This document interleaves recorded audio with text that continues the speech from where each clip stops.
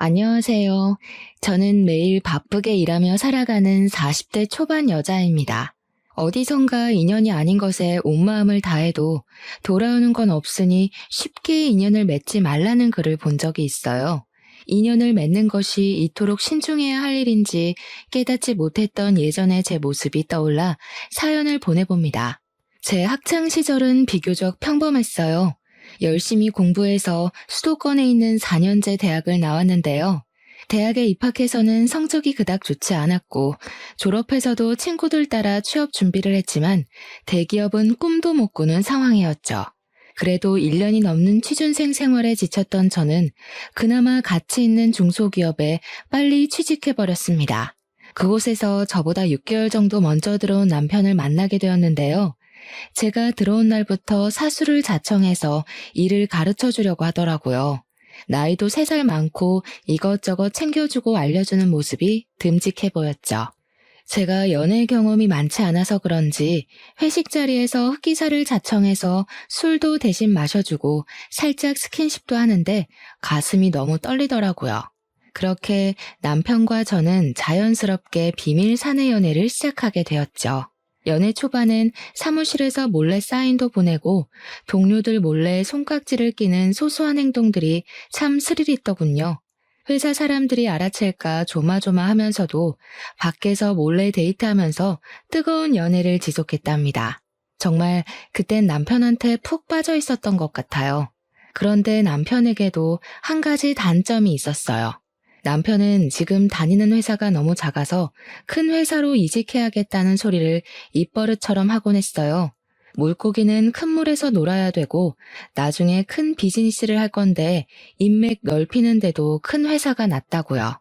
사실 저는 지금 회사가 복지도 나쁘지 않고 전망이 밝은 분야라 계속 다닐수록 괜찮을 것 같다는 생각을 하고 있었거든요. 비밀로 해야 하는 연애에 점점 지치기도 했고 미래 계획이 있는 남편이 야망 있어 보여서 굳이 말리지는 않았어요. 그리고 몇 개월이 지났을까 저한테 예고도 없이 회사를 관두었더라고요. 저한테는 미리 말해줄 법도 한데 아침에 회사에 가보니 책상이 비어져 있었어요. 황당해서 전화를 해보니 이미 이직할 회사도 다니고 있다고 걱정 말라기에 안심을 했죠. 그런데 황당하게도 거의 3개월을 그냥 놀더라고요. 데이트할 비용이 없다고 잘 만나지도 않으려고 하길래 제가 만나고 싶은 마음이 더 커서 비용을 다 내가며 만나곤 했네요. 오빠, 이직할 회사 다 정해진 거 아니었어? 어떻게 된 건데? 별거 아니야. 알 거 없어. 지금 알아보고 있어. 왜 답답하게 말을 안 해줘? 어떤 상황인지 나도 알아야지. 아니, 마지막에 연봉 협상하는데 처음에 말했던 거랑 너무 다르잖아. 제일 중요한 게 연봉인데 이렇게 장난치는 회사 뻔한 거 아니야? 그런 데 갔다가 고생만 해. 그 회사가 어디였는데? 나도 좀 알아보게. 됐어, 됐어. 다 끝난 걸 왜 자꾸 들춰? 지금 더 괜찮은 회사랑 조율 중이니까 기다려. 오빠 못 믿어? 알아서 잘하겠지 하는 마음으로 돈 때문에 스트레스 받지 말라고 용돈도 가끔 찔러주고 반찬도 해주면서 뒷바라지를 했어요. 제 월급도 많지는 않아서 넉넉하진 않았지만 그래도 내 남자 길을 펴주기 위해 노력하자는 마음이 더 컸거든요. 사실 제가 중학생 때부터 아버지가 공장을 운영하고 계셔서 금전적으로는 부족한 것 없이 자라왔어요. 취직해서도 부모님께서 용돈을 따로 챙겨주셔서 사고 싶은 걸 못 사는 경우는 없이 살아왔답니다. 그래서 남편한테도 돈 아끼지 않고 제 나름대로 최선을 다하려고 했죠. 남편 생일에 갖고 싶다던 운동화를 사주니 눈이 휘둥그레지며 월급으로 생활비 내면 빠듯할 텐데 괜찮겠냐고 걱정을 해주더라고요. 그래서 사실 아버지가 공장을 하셔서 좀 도와주신다고 간단히만 말을 했거든요. 그랬더니 장인어른 될 분이 비즈니스를 하시니 자기와 아주 잘 맞을 것 같다며 희죽대며 좋아하더라고요. 결혼 얘기는 한 적도 없는데 장인어른이라고 하니 결혼 생각이 있긴 있나 보다 싶어서 저도 무의식적으로 남편과의 미래를 그렸던 것 같아요. 사실 사회생활하며 진지한 연애를 한 게 남편이 처음이었으니까요. 그 후로 종종 장인어른 사업은 잘 되시냐고 물어보길래 나랑 결혼 생각이 있으면 백수 사위는 절대 안 보실 분이니까 얼른 취직부터 하라고 닥달했죠. 드디어 남편이 새로운 회사로 취직을 하게 되었어요. 그런데 전에 다녔던 회사보다 더 규모가 작고 솔직히 말하면 별 볼 일 없는 곳으로 갔더라고요.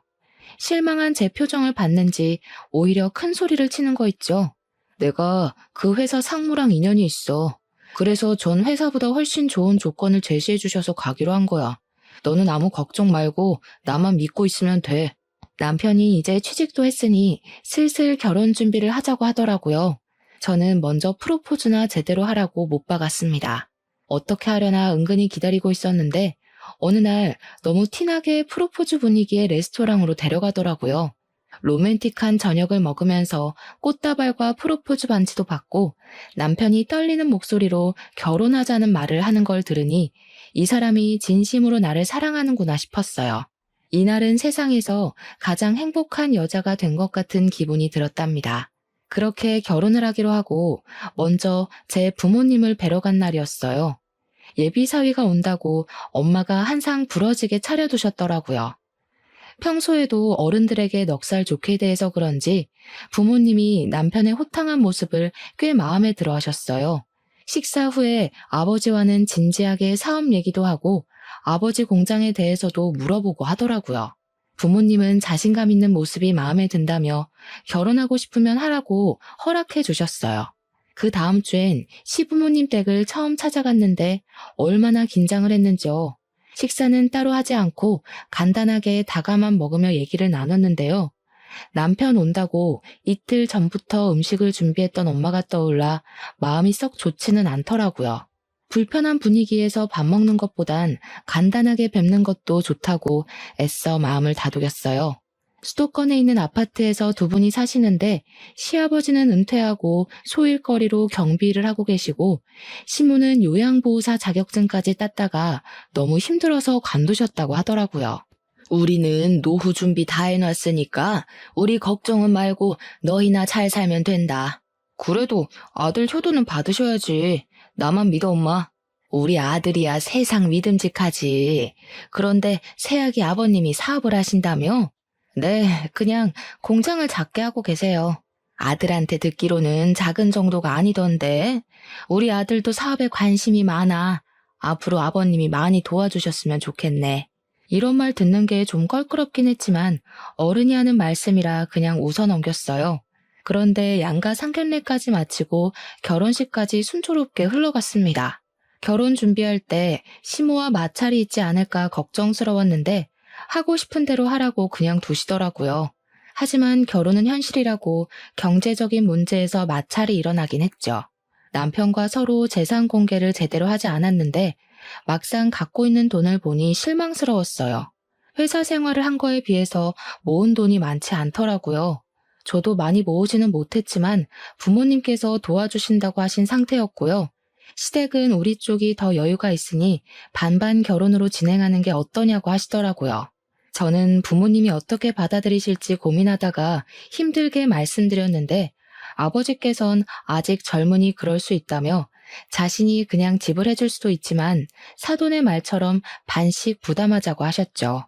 그렇게 우리는 남편 회사 근처 아파트로 전세를 구해 들어가게 되었어요. 반반씩 내서 전셋집을 구했는데 집을 채울 가구를 보러 가자고 하면 자꾸 바쁘다면서 약속을 미루는 거 아니겠어요?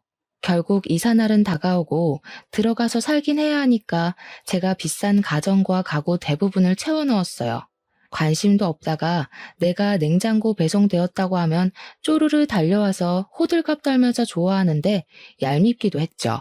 지금은 이렇게 시작하지만 미래에 큰일을 할 사람이니까 내가 양보하면 된다는 마음으로 좋게 좋게 넘어가려고 애썼어요. 그렇게 1년은 꿀 떨어지는 신혼답게 행복하게 지냈던 것 같아요. 시댁도 별로 터치를 안 하고 찾아가는 일도 많지 않았어요. 생각보다 고부 갈등이 없으니 결혼을 잘한 것 같단 마음도 들더라고요. 근데 어느 날부터 남편이 회사에 다녀오면 매일 불평을 하기 시작하는 거예요. 저는 칼퇴근을 하는 편인데 남편은 저보다 항상 늦게 오거나 야근하는 일이 잦긴 하더라고요. 남편이 징징거릴 때마다 타일러도 보고 나도 힘들다고 짜증을 내보기도 했죠. 하루는 저녁에 퇴근해서 집에 들어왔는데 남편이 런닝 차림에 텔레비전을 보며 낄낄거리고 있더라고요. 여자의 촉이 무섭다고 그런 남편을 보자마자 뒷골이 쫙 당기면서 찌릿했죠. 회사가 무슨 장난이야? 무슨 회사를 2년을 못 채우고 간도. 내가 할 일도 아닌 걸 떠맡아서 맨날 야근해야 되는데 그런 데를 계속 다니냐? 그러다 나 병 생기면 네가 병수발 다 하고 네가 혼자 돈 벌어오고 다 책임질 거야? 그걸 지금 말이라고 해? 어차피 당신 일 안 하면 내가 생활비 다 대야 되는데 뭐가 달라? 야, 걱정 마. 훨씬 괜찮은 데로 바로 이직할 거야. 나 못 믿어? 점점 남편을 믿을 수가 없게 되고 저도 지쳐갔어요. 이번엔 또 얼마나 걸려서 새 직장을 찾을 건지, 몇 년 지나도 백수로 지내면 어떻게 해야 할지 별별 생각이 다 들었답니다. 제가 회사에 가 있는 동안 집에서 도대체 뭘 하는 건지, 저녁에 와보면 돼지우리가 따로 없었는데요. 밥도 제가 차려놓고 간 것만 먹고요. 식탁에 꺼내놓지 않으면 찾아서 먹지도 않는 것 같더라고요. 설거지는 당연히 안 하고 제가 차려놓은 그릇 그대로 식탁에 둬서 다 말라붙어 있고요. 과자만 사서 먹는 건지 쓰레기통엔 과자 봉지가 가득하고 정말 미치겠더라고요. 저는 출근하려면 새벽부터 일어나야 하는데 백수 남편 밥까지 차려놔야 한다니 믿어지시나요? 너무 진절머리가 나서 이제는 안 차려놓을 거니까 알아서 꺼내 먹던지 라면을 끓여 먹던지 마음대로 하라고 으름장을 놓아버렸죠. 그랬더니 이제는 배달 음식을 시켜 먹더라고요. 들어가는 생활비는 점점 늘어나기 시작했죠. 결혼 전에는 화장품 다 쓰면 바로 백화점 가서 샀는데 이젠 인터넷 쇼핑으로 제일 저렴한 것만 검색해보고 그것마저도 쉽게 결제를 못하는 지경에 이르렀어요. 배달 음식을 매일 시켜 먹으면 어떡해? 생활비가 배로 늘었어. 너 지금 돈 번다고 유세하냐? 걱정 마. 사업해서 성공하면 몇 배로 갚아준다.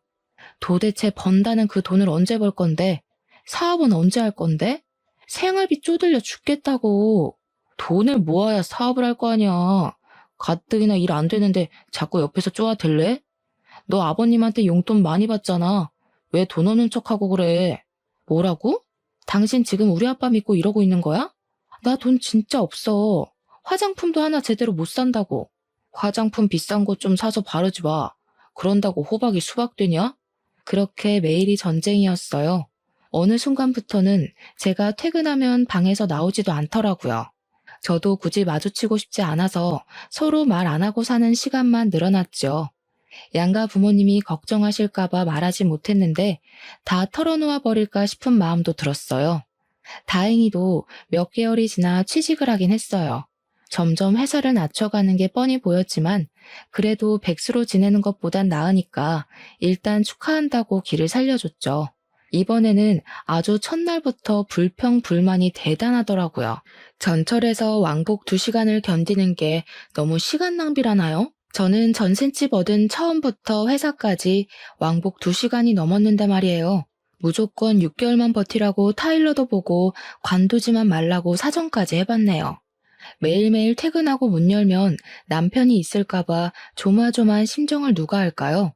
웃긴 건 두려웠던 일이 막상 벌어지자 아무렇지도 않았다는 거예요. 이번엔 1년도 못 채우고 직장을 관뒀더라고요. 화가 머리끝까지 나서 남편이 말해도 대꾸도 안 하고 없는 사람 취급을 하며 며칠을 지냈어요. 남편은 요즘은 생산직이 돈을 많이 준다며 힘들어도 1년만 일해서 그 돈으로 사업을 할 거라고 하더라고요.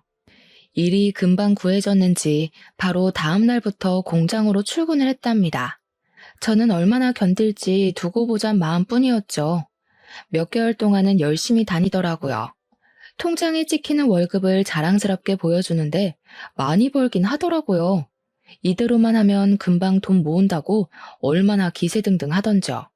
저도 열심히 하는 남편을 다시 한번 믿어보기로 했어요. 그래도 남편이니까요. 힘든 일 하니까 보양식 위주로 더 잘 챙겨 먹이려고 하고 한약도 지어서 먹여가며 응원해줬네요. 그런데 많이 버는 만큼 남편 씀씀이는 점점 커지는 느낌이 들었어요. 세탁하려고 옷 정리하다 놀랄만한 금액의 식당 영수증이 나오는 건 예사였고요. 차를 바꾼다고 외제차를 보러 다니질 않나 기분이 쎄하더라고요. 힘들게 번 돈 엄한데 쓰지 말라고 한 소리 했더니 신경 끄라고 신경질을 내는 게 아니겠어요? 아니나 다를까 그 후부터 슬슬 짜증을 내는 날이 늘기 시작했죠. 그런 남편의 모습을 보니 또 시작됐구나 하는 생각이 들어 가슴이 덜컹했답니다. 불행은 가장 평범한 하루에 불쑥 들어온다고 하잖아요. 밤에 일을 하고 아침에 들어온 남편이 출근하는 저를 보자마자 인상을 구기더라고요. 남편은 밤새 힘들게 일하고 들어왔는데 마누라는 뽀얗게 화장하고 꿀빨로 가니까 좋냐? 아침부터 왜 시비야? 나도 회사에서 힘들어. 나도 그 회사 다녀봤는데 널널한 거 누가 몰라? 이 공장은 사장이 영 글렀어. 남자들만 힘든 일 시키고 힘들어 미치겠다. 회사가 커져서 할 일도 엄청 많이 늘었어. 널널하긴 뭐가 널널해. 그래, 너네 회사 커져서 좋겠다. 여자들이란. 여기서 여자들이란 말이 왜 또 나오는데? 공장 아줌마들도 맨날 수다나 떨고 커피나 마시고 일은 남자들이 다 하고 더러워서 못 해먹겠다 진짜. 또 간둔다고 하기만 해? 나 진짜 못 참아? 못 참으면 어쩔 건데. 나 지금 때려치고 나오는 길인데 어쩔래? 아침부터 시비를 걸더니 적반하장으로 나오는 남편을 보니 기가 막히더라고요. 아, 관뒀다는 말을 하려고 그랬구나 하는 생각이 들자 어찌나 사람이 교활하게 느껴지던지요. 다시 한번 말해봐. 진짜 그만뒀어? 그래. 사장 새끼가 역 같아서 내가 면전에다 침 뱉어주고 때려쳤다. 이래서 공장하는 새끼들이 무식하다고 하는 거야. 뭐라고? 우리 아빠도 공장 사장이야. 입 조심해. 제 목소리가 싸늘하게 바뀐 걸 알아차렸는지 남편이 저를 바라보다가 입을 다물더라고요. 그리고는 욕짓거리를 하며 문을 박차고 나가버렸습니다. 남편은 이틀이 지나도 집에 들어오지 않았죠. 저도 마음이 심란했지만 연락도 일절하지 않았어요. 집을 청소하다가 남편의 지난 월급 명세서를 봤는데 공장 이름이 눈에 띄더라고요. 사실 얼마 못 가 관둘 걸 예상하고 있어서 어디에 다니는지 신경도 안 썼거든요. 공장 이름이 낯익어서 대표 이름을 확인해 보니 역시나 아버지의 친한 지인분이셨어요. 예전에 아버지 따라서 공장으로 놀러 간 적도 있었고 제 결혼식에도 오셨을 정도로 잘 아는 분이었답니다. 저는 무슨 일이 있었는지 한번 알아보려고 공장 사무실로 전화를 걸어봤는데 바로 저를 기억하시더라고요. 영주가 무슨 일로 전화했어? 잘 지내지? 아버지한테 무슨 일이 있니? 아니요, 부모님 건강히 잘 지내세요. 제가 여쭤보고 싶은 게 있어서요. 최근에 공장에서 일하다가 관둔 최민우 사원에 대해서 여쭤보고 싶은 게 있어서요. 그 후레 자식을 네가 어떻게 알아? 아주 상대 못할 놈이야. 젊은 놈이 인생을 어찌 그리 뻔뻔하게 사는지. 잠깐, 최민우, 네 신랑이냐? 결혼식까지 갔는데 완전 딴판이라 못 알아봤구만. 이어지는 사장님 말에 저는 낯이 너무 뜨겁고 부끄러워 한마디도 하지 못했어요. 남편은 일도 열심히 안 하고 매번 노닥거린다고 아줌마들이 욕하기 일쑤였다는데요. 심지어는 그 아줌마들한테 매일 치근덕거렸다고 해요. 어쩌다 새로운 아줌마가 들어오면 일을 가르쳐준다는 핑계로 하루 종일 옆에서 붙어 있고요. 시키는 일도 제대로 안 해서 잘라야 할지 말지 고민하고 있던 차에 아줌마들이 단체로 남편이 자꾸 쓸데없는 접촉을 해서 불쾌하다며 항의를 했다네요. 그래서 한 소리 했더니 자기 장인이 더 큰 공장 한다면서 이딴 데 바로 때려친다고 나가버렸다는군요. 아저씨, 제가 대신 사과드릴게요. 정말 죄송해요. 저 염치 없지만 아버지한테는 말씀하지 말아주세요. 괜히 걱정만 하실 것 같아요. 나중에 정리되면 제가 말씀드릴게요. 네가 그렇게 해달라니 말은 안 하겠지만 사실 너를 생각하면 당장 너희 아버지한테 말해서 너 집에 데려가라고 말하고 싶다. 아주 글러먹은 놈이야. 지금 네 상황은 잘 모르겠지만 아직 안 늦었으니 잘 생각해봐라. 예전에 같은 회사에 다닐 때만 해도 남자답고 젠틀한 성격을 가졌다고 생각했는데 사장님의 말을 들으니 내가 아는 남편이 정말 맞는지 혼란스러웠어요. 그동안 취직자리 구하면서 스트레스를 많이 받아서 그럴까? 아님 나랑 결혼해서 변한 걸까? 별 생각이 다 들었죠. 그때 시모에게 전화가 와서 어쩔 수 없이 전화를 받았어요. 시모가 낮고 쌀쌀맞은 목소리로 집에 당장 오라는 거 아니겠어요? 저도 이참에 여지껏 있었던 일들 다 털어놓고 해결할 작정으로 시댁으로 찾아갔답니다.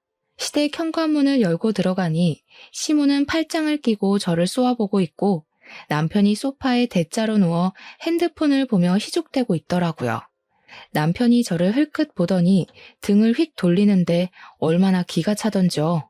너는 남편이 집을 나갔는데 찾는 전화 한 통이 없니? 난 너처럼 매정한 애는 처음 본다. 직장 잃은 남편 위로는 못해줄 망정 바가지나 긁어대고. 너 여지껏 우리 아들 이렇게 대접했니? 제가 한 번도 말씀 안 드렸는데 아드님이 회사를 몇 번을 때려쳤는지 아세요? 결혼 생활 동안 백수로 지낸 게 몇 년인지 아시냐고요. 그동안 제가 생활비 다 내고 어머님 용돈도 안 끊기게 꼬박꼬박 드렸잖아요. 그거 다 남편 월급이 아니라 제 월급으로 어머님 용돈을 드렸다고요. 아드님 때문에 속이 썩어 문드러진 건 저예요, 어머님. 어디서 시부모한테 말대답을 따박따박해? 남편이 일 구할 동안은 당연히 일하는 마누라가 생활비를 대는 거지. 그럼 너희 생활비를 부모가 대주니? 부부는 일심동체인데 남편이 어려우면 돕는 건 당연한 거지. 어디서 유세는? 그리고 매달 용돈이 꼴랑 얼마나 된다고 그거 준다고 이 난리를 쳐? 이게 어디서? 시모가 얼굴이 벌개지도록 악을 쓰는 모습을 보고 있으니 말로는 통하지 않을 것 같더라고요. 갑자기 시모가 제 머리채를 잡고 흔들었어요. 태어나서 한 번도 당한 적 없는 폭력을 당하니 정신이 아득해지면서 쓰러질 것 같았어요. 내가 지금까지 너를 너무 풀어줬지? 그러니까 이 요망한 게 시험이 무서운 걸 모르고 바락바락 대들고 남편을 쥐잡듯이 잡아? 니까짓 게 뭔데 우리 아들 기를 죽여? 앞으로 큰일 할 인물이 너 때문에 길을 못 펴고 있는 거야. 이 죽일란. 내가 오늘 너 죽이고 우리 아들 살릴란다. 더 충격적인 건 머리가 잡힌 채 이리저리 휘둘리는 저를 도와주지도 않고 고소하다는 듯한 눈빛으로 보는 남편이었죠. 순간 이 남자와 이어진 모든 끈이 후두둑 끊어지는 기분이 들었어요. 우리 아들이 생각해놓은 사업이 있다니까 너도 일 관두고 남편 도와서 같이 해. 너희 아버지한테도 돈도 좀 해달라고 하고. 사돈이 사업한다고 해서 덕 좀 볼까 했더니 지금껏 뭐 받아먹은 게 있어야지. 돈을 모아서 다 지 새끼한테만 쓰는 건지 원. 제가 왜 일을 관둬요? 저는 누구처럼 까딱하면 일 때려치는 짓 안 해요. 우리 아버지 도움은 생각도 하지 마시고요. 저 인간이 뭘 하든 저는 손가락 하나도 걸치기 싫으니까 어머니나 많이 도우세요. 오늘 저한테 한 일 후회하실 거예요. 저는 산발이 된 머리를 추스리고 시모와 남편을 한 번씩 노려본 뒤에 시댁을 나와버렸어요. 남편과 시모의 본 모습을 직접 맞닥뜨리고 나니 이런 꼴을 당한 제 처지가 너무 서글퍼 눈물이 하염없이 났죠. 그 후로 한 달이 넘도록 남편은 아무 연락도 없이 시댁에서 돌아오지 않았죠. 오히려 혼자 조용히 지낼 수 있으니 남편과 살 때보다 편하게 느껴져 만족감까지 느껴졌네요. 그러다가 퇴근하고 돌아왔는데 남편이 턱하니 집에 들어와 있더군요. 머리도 말끔하게 올리고 빳빳한 셔츠를 깔끔하게 입고 당당하게 식탁 의자에 앉아 있는데 어디 선보러 나온 줄 알았네요. 식탁에 뭔가를 탁 하고 던져놓길래 봤더니 무슨 마케팅 대행사 대표라고 명함까지 팠더라고요. 나 사업 시작했다. 나한테 잘못했던 거 지금 싹싹 빌어. 그럼 용서해 줄게. 나중에 나 성공하면 기회 없다. 저는 뭔 소리를 하나 싶어 그저 한심한 눈빛으로 바라볼 뿐이었죠. 알고 보니 시부모가 아파트 담보대출까지 받아서 사업 자금을 내줬더라고요. 월세 비싼 곳에 사무실까지 내고 일도 아직 없으면서 직원까지 한 명 뽑아놨답니다. 그러거나 말거나 저는 남편이 하는 일에 어떤 관심도 가지지 않았어요. 얼마 못 가서 남편의 흥미가 떨어질 거라는 걸 알고 있었거든요. 역시나 고객과 계약 따내기가 어렵다며 징징거리는 날이 늘어났답니다. 저는 남편의 사업 얘기엔 대꾸도 하지 않았고 철저한 무관심을 보여주었죠. 남편은 그런 제 태도에 화를 많이 냈어요.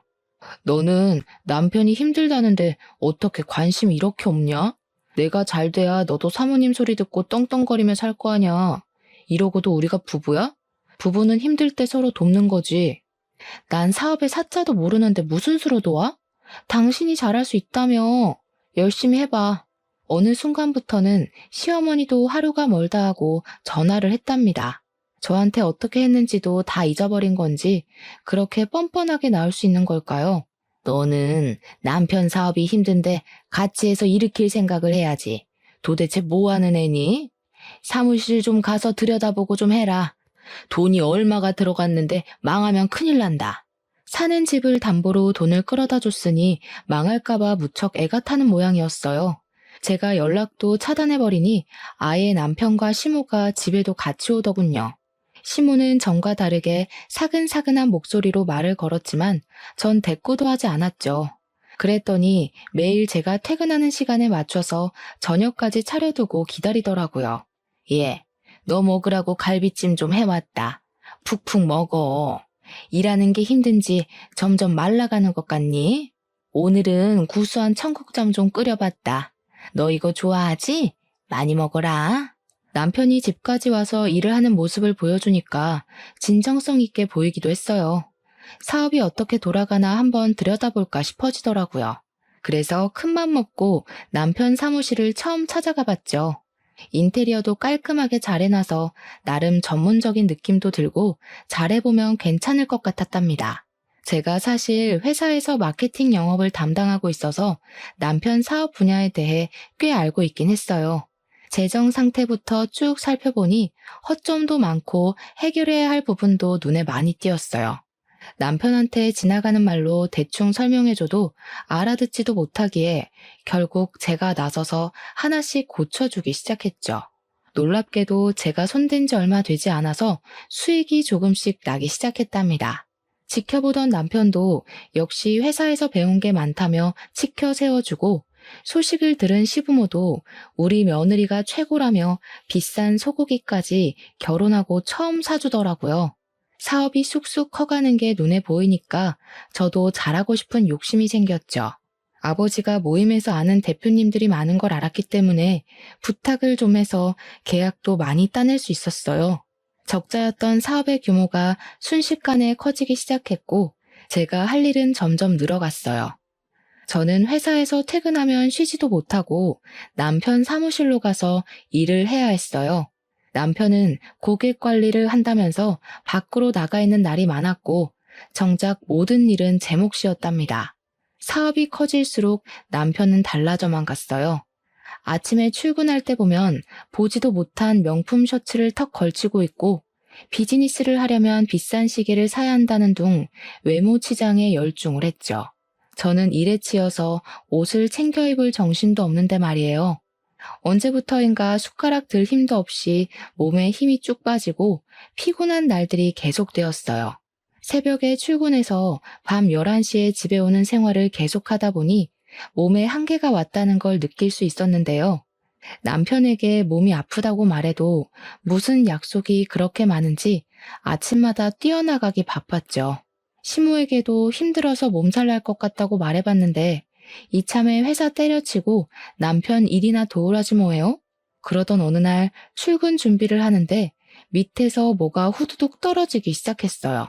너무 놀라 화장실로 달려갔는데 하혈을 하고 있었고 생리통보다 심한 통증이 배와 등에서 휘몰아치기 시작하더라고요.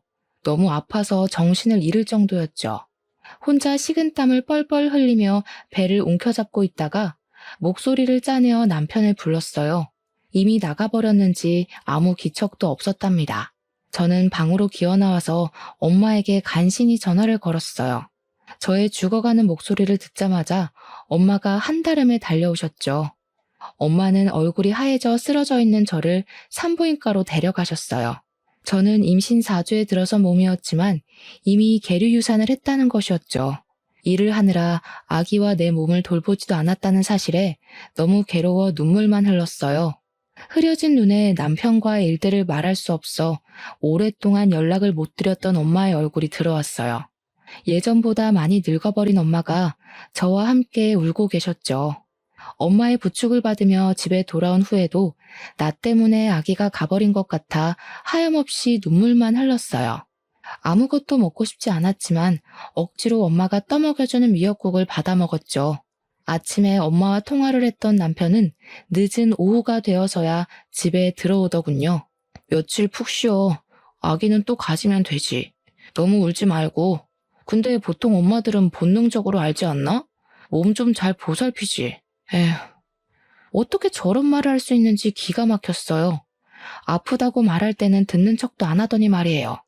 옆에 계신 엄마에게 민망해서 슬쩍 바라보니 기가 막히셨는지 눈을 동그랗게 뜨고 남편을 바라보고 계시더라고요.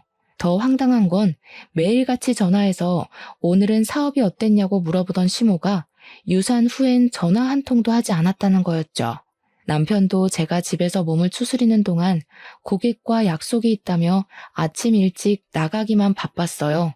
나를 가족으로 생각하는 게 아니라 자기들 일 도와주는 하녀로 취급한다는 걸 뼈저리게 느끼게 되었죠. 다시 한번 남편을 도와 잘 살아보려는 제 진심을 이용하고 저를 다시 밟아버린 시댁과 남편에게 모든 정이 떨어져 버린 순간이었어요. 몸이 회복된 후에도 남편 사무실엔 발길을 뚝 끊어버렸어요.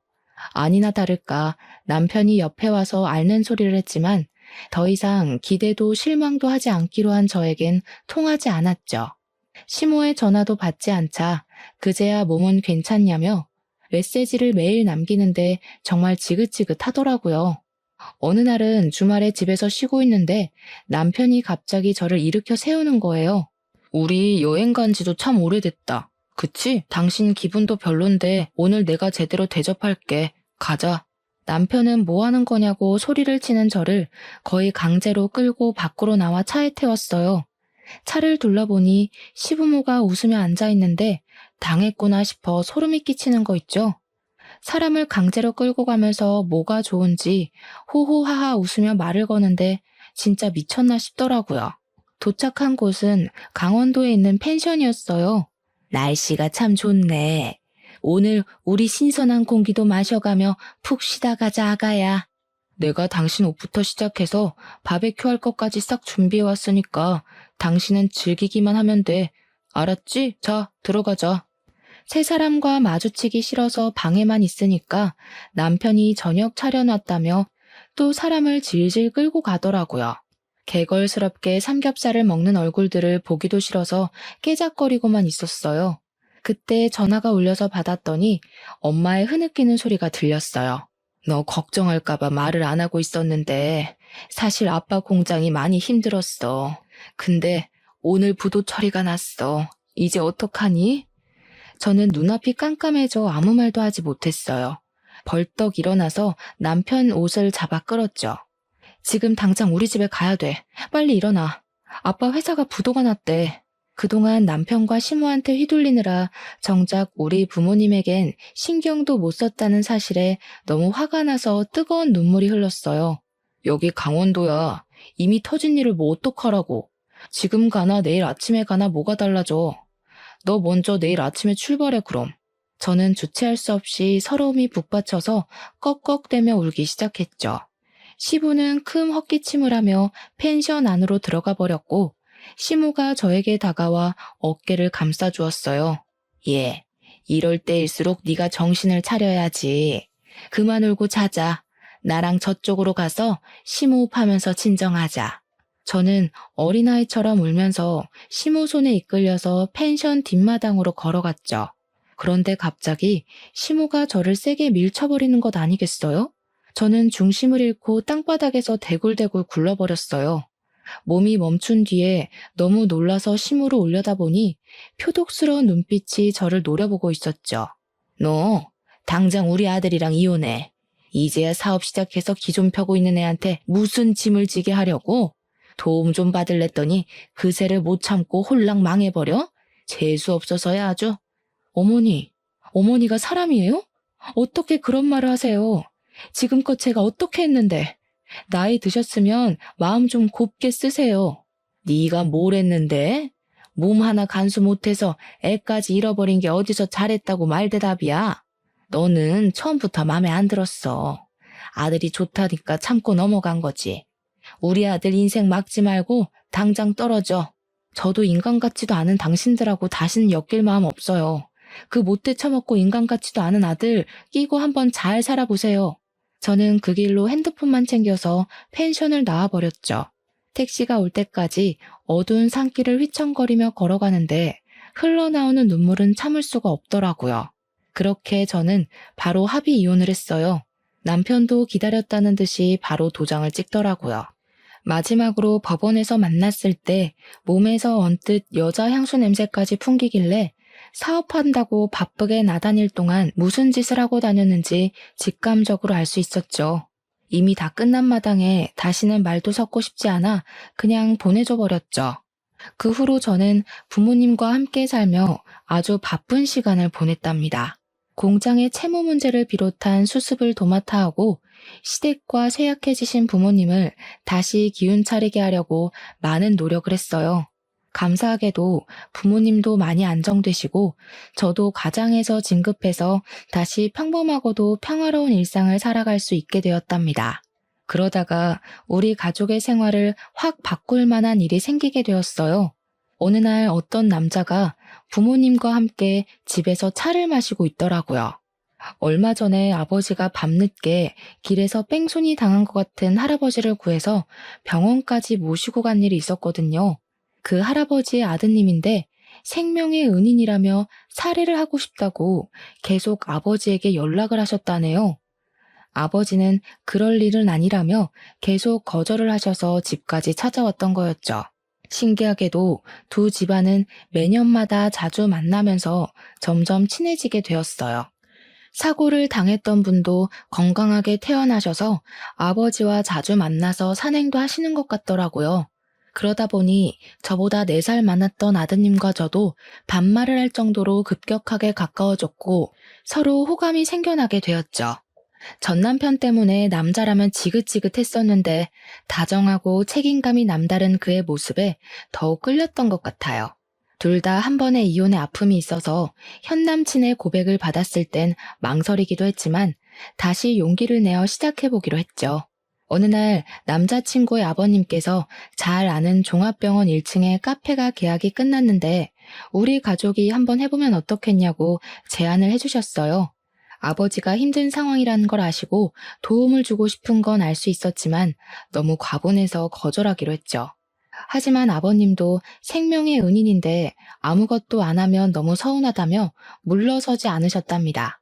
결국엔 아버지가 카페를 하기엔 너무 연로하셔서 제가 운영을 하기로 했어요. 알고 보니 현재의 남자친구의 아버님은 사고 당하시기 전까지 병원장으로 일하셔서 그런 제안을 하실 수 있었던 거였어요.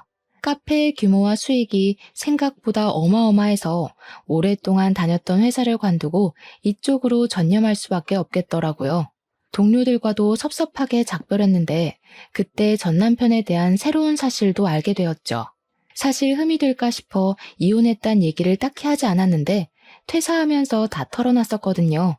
인사과에서 일하는 친한 동료가 마지막에 말해주더라고요. 진짜 오래된 일이긴 한데 네 전 남편 사실 쫓겨난 거야. 그때 당시에 너랑 사귀고 있는 건 몰랐는데 다른 여직원한테 성추행한 걸 걸려서 인사과에서 경고했더니 바로 나가버리더라. 쫓겨난 거나 다름없지 뭐. 너랑 결혼했을 때 내가 말도 못하고 얼마나 놀랐는 줄 아니? 이제는 어떤 인간인지 누구보다 잘 알기에 놀랍지도 않더라고요. 좀 더 일찍 놔버리지 못한 후회만 있을 뿐이었죠. 알고 보니 저는 일을 할 때 에너지가 나오는 사람이더라고요. 카페 일을 새롭게 시작하니 정말 재미있어서 매일을 신나게 일했답니다. 옆에서 지켜보는 남자친구도 쉬엄쉬엄하고 자기랑 좀 놀아달라고 할 정도였죠. 저는 주로 안쪽에서 관리 업무를 했기에 홀에 나가는 일은 거의 없는 편이었는데요. 어느 날 알바생이 못 나오게 되어 제가 홀에서 일을 해야 하는 날이 생겼답니다. 운명의 순간은 꼭 그럴 때 찾아오나 봐요. 테이블을 닫고 있는데 어디선가 쳐다보는 시선이 느껴져서 돌아보니 세상에 시모와 전 남편이 떡하니 보이더라고요. 너무 놀라서 그대로 굳어버렸고 시모가 의기양양한 표정으로 저한테 걸어오더라고요. 아니 이게 누구야? 원수는 어디서 만난다더니 남편 버리고 잘 사는 줄 알았더니 여기서 홀서빙이나 하고 있니? 저는 대꾸할 가치도 못 느껴서 안쪽으로 들어가려고 했죠. 갑자기 시모가 제 어깨를 꽉 움켜잡는 것 아니겠어요? 야 이년아, 어딜 도망가? 너 우리 아들 얼굴 봤어 못 봤어? 너랑 헤어지고 스트레스 받아서 우리 귀한 아들이 암에 걸렸어. 이게 다 너 때문이야. 너 때문에 사업도 다 망하고 집도 날아가고 너 당장 내 돈 물어내. 이 남편 잡아먹은 년아. 시모가 악을 쓰며 저한테 달려들더라고요.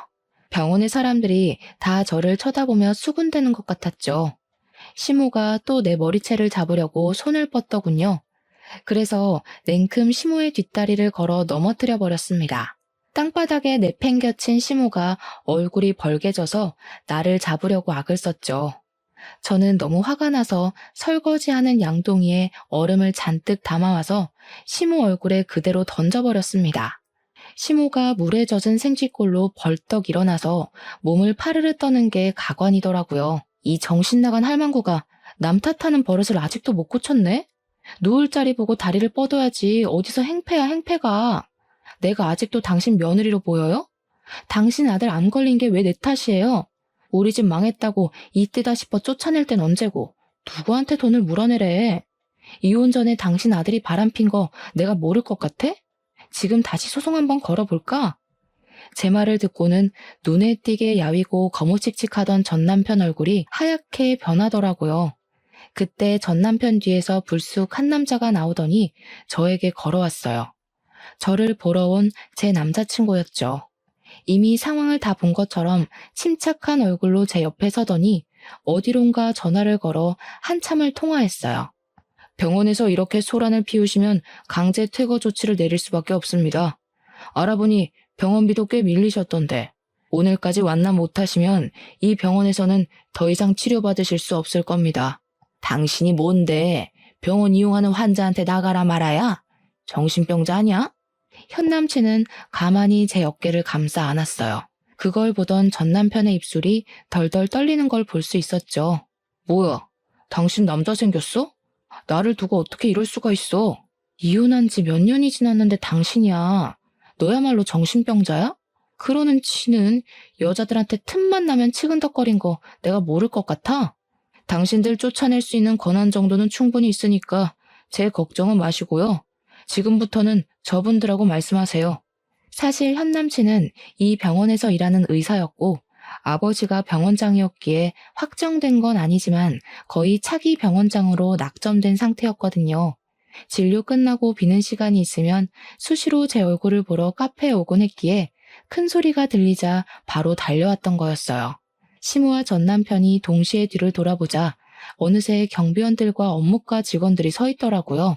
당황한 시모는 현 남친 앞으로 가서 연신 허리를 굽신거렸답니다. 저희 사정 좀 봐주세요. 몸이 아픈 사람을 이렇게 쫓아내면 어떡하나요? 아가야, 정말 미안하다. 내가 이렇게 사과하마. 저를 향해 연신 손을 비비는 시모를 뒤로하고 남자친구는 저를 데리고 카페 안쪽으로 들어가 버렸죠. 원무과 직원들이 시모와 전 남편에게 다가와서 뭐라고 말하자 시모는 울먹이고 전 남편은 하늘만 바라보고 있었어요. 나중에는 무릎까지 꿇고 싹싹 비는데 직원이 일어나라고 끌어올리는데도 꿈쩍도 안 하더라고요. 병원비가 없는 모양인데 저런다고 달라질 것도 없는데 말이에요. 전 남편은 결국 퇴원당한 것 같았고 이후로 다시는 그들의 얼굴을 보지 않고 살 수 있었죠. 저는 여전히 병원 카페를 운영하며 바쁘게 지내고 있고요. 지금 남자친구와 곧 결혼하기로 해서 준비하느라 더욱 바빠질 예정이랍니다. 하지만 제 인생 어느 때보다 보람차고 행복하게 살고 있어요. 자신만의 행복을 용감하게 찾아가고 싶은 분들에게 제 사연이 힘이 되었으면 하는 마음으로 글을 마칠게요. 들어주셔서 감사합니다.